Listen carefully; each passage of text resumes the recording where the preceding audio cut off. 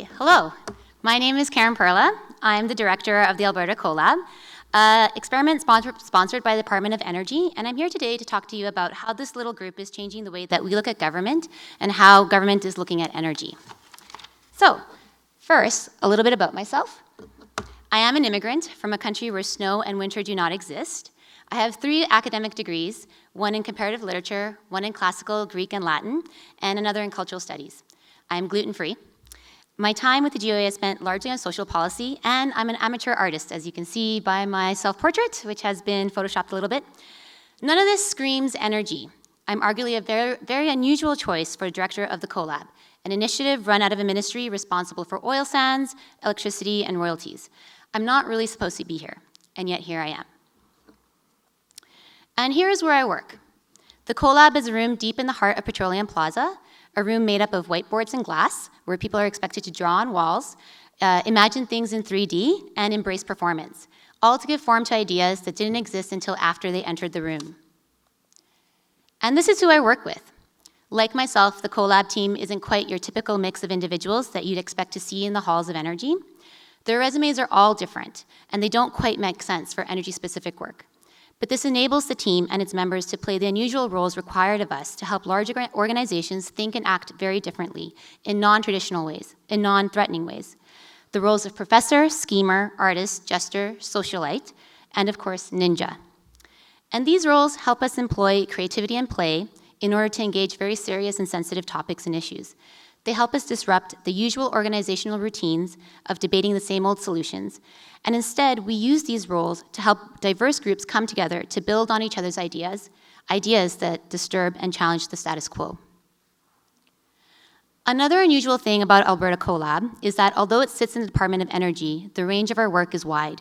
From mapping the ecosystem of social innovation to open government strategies, from regional land use planning to Indigenous programs and policies, to small business stewardship. Again, not challenges you would immediately connect with the everyday work of oil sands, electricity, and royalties. And we have several methods to our seeming madness, but the main 2 are systemic design and strategic foresight.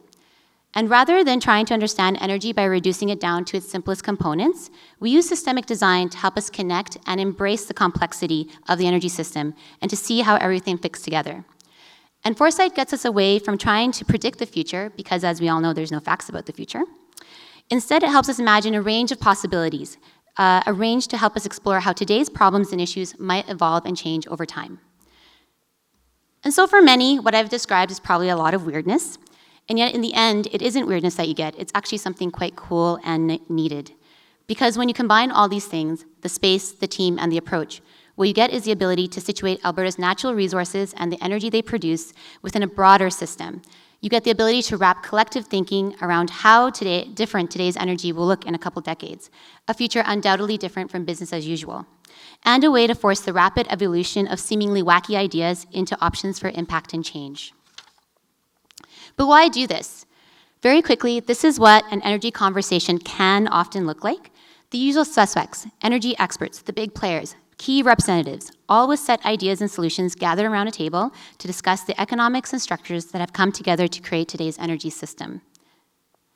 And the usual suspects will often perceive energy like this.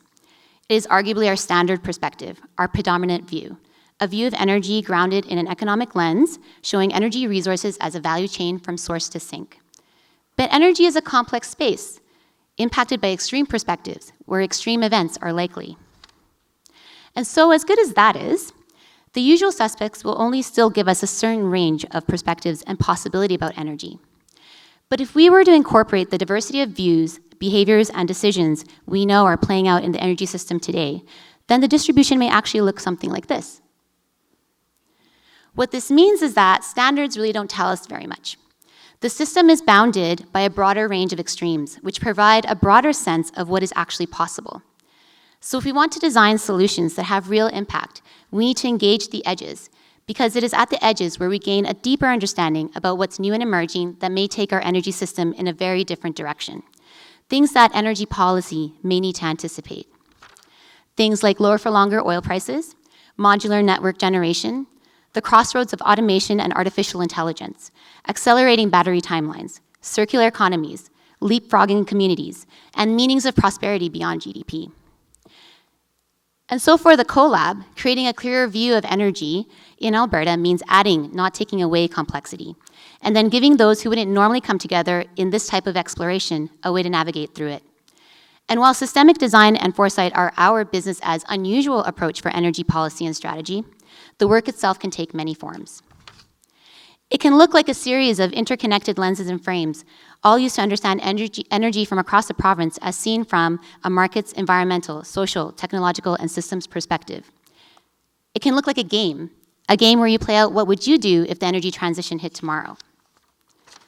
It can look like 4 very different but equally possible energy futures, all that shock assumptions currently baked into our models and forecasts. And it can look like a network of social labs, collaborating and working together to learn from each other, to refine our approach, and to continue to build the field. And how this looks will continue to evolve. But underlying all of this is an understanding that we need to become better explorers of our energy futures so that we can design today in a way that is adaptable and resilient to increasing change and uncertainty. And so for those of you who are numbers people, I leave you with a few about Alberta CoLab. 75, the number of projects to date that we've completed in our stint of 2 years being up and running. 300, the number of active members in our communities of practice, with one new one recently launched that brings government and non-government practitioners together. 1,000, the number of public servants trained in our methods. All of this speaks to a growing acknowledgement and need to engage the unusual suspects across our energy system to anticipate what may come. Suspects like the youth, artists, social entrepreneurs, off-gridders, those beyond our urban centers, super users, all potential disruptors of the status quo. And so my last question to you, are you an unusual suspect?